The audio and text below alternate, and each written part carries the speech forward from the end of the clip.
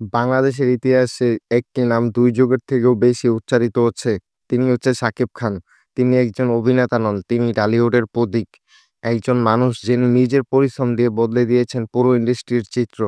১৯৯৯ সালে অনন্ত ভালোবাসা সিনেমার মাধ্যমে তার যাত্রা শুরু। তখন কেউ ভাবেনি এই তরুণ একদিন হবে দেশের সবচেয়ে সফল নায়ক।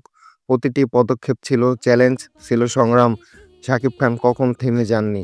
সময়ের সঙ্গে সঙ্গে তিনি পরিণত হয়েছেন টলিউডের কিং খানে।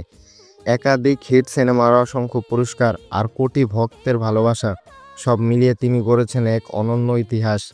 প্রিয়া আমার প্রিয়া দিয়েছিল প্রথম বড় সাফল্য। তারপর পাসওয়ার্ড, রাজকুমার, প্রিয়তমা এবং তুফান প্রতিটি সিনেমা ভেঙেছে বক্স অফিসের রেকর্ড, তৈরি করেছে নতুন রেকর্ড। ২০২৪ সালে তুফান বাংলাদেশের ইতিহাসে সর্বাধিক আয় করা ছবিগুলোর একটি, যার আনুমানিক প্রায় আয় ৫৬ কোটি টাকা। এর আগে প্রিয়তমা ২০২৩ সালে আয় করেছিল ৪১ থেকে ৪২ কোটি টাকা আর রাজকুমার প্রায় ২৬ কোটি টাকা। এগুলো শুধু সিনেমা নয়, এগুলো প্রমাণ শাকিব খান আজও টলিউডের সবচেয়ে বড় তারকা। আর পারিশ্রমিকের কথা বললে বাংলাদেশের চলচ্চিত্র ইতিহাসে তিনি প্রথম যিনি এক সিনেমার জন্য দাবি করেছেন ১ থেকে ৩ কোটি টাকা।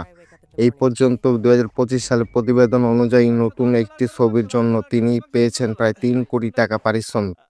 তবে টাকার চেয়েও বড় তার প্রভাব। তিনি দর্শককে ফিরিয়ে এনেছে হলরুমে। যেখানে একসময় আলো ছিল না, সেখানে আলো জ্বালিয়েছে।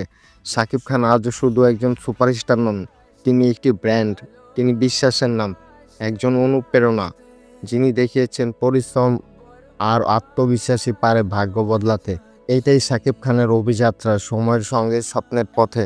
অভিযাত্রা 360 সত্যের যাত্রা কখনো থামে না।